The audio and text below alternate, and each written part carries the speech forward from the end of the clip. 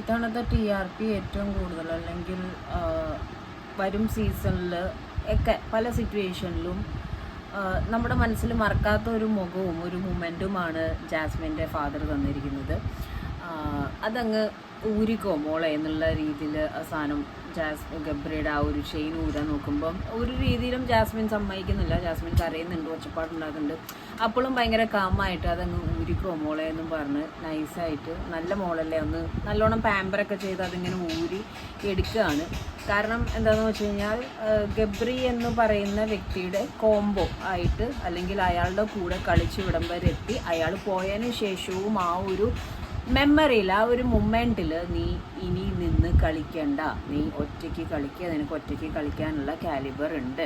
അതുകൊണ്ട് ആ ഓർമ്മകളെയും ആ പശ്ചാത്തലങ്ങളെയും അല്ലെങ്കിൽ ആ എല്ലാ മൊമെൻറ്റ്സിനെയും ഒരു അച്ഛൻ എന്നുള്ള നിലയിൽ എടുത്തു മാറ്റുകയാണ്.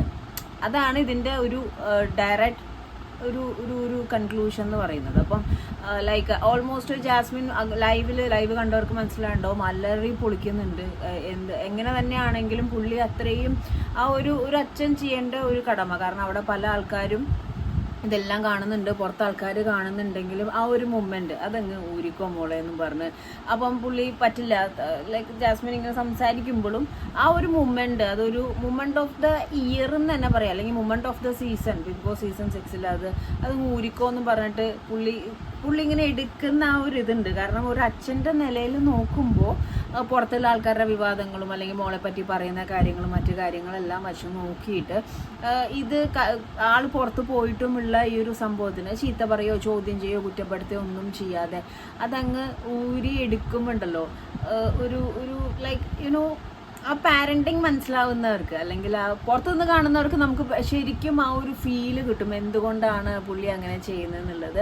അപ്പോൾ അകത്ത് ആ ഒരു കാലത്തെ പാട്ടിൻ്റെ സമയത്താണ് ആൾ കയറി വന്ന മ്യൂസിക്, ആ ഒരു ഗെയിം ചേഞ്ചർ, ഡേ ചേഞ്ചറായിട്ട് അദ്ദേഹം മോളെ നല്ല വഴിക്ക് നടത്താൻ, ഇതിപ്പോൾ ഇങ്ങനെ ചെയ്തതിൻ്റെ ഭാഗമായിട്ട് ഇനി ജാസ്മിനിൽ എന്തൊക്കെ ചേഞ്ചസ് ഉണ്ടാവും, പുള്ളിക്ക് ഒരു ഫാദർ എന്നുള്ള രീതിയിൽ പുള്ളി കാര്യങ്ങൾ ചെയ്ത് ആ ഫോട്ടോ എടുത്ത് അതങ്ങ് ഊരി മാറ്റി വേറെ മാല ഇട്ട് കൊടുത്ത് ഇത് വേണ്ട, ഈ വഴിക്ക് പോകണ്ട, ഈ വഴിക്ക് പോകുമ്പോൾ തെളിച്ച് വിട്ടിട്ടുണ്ട്.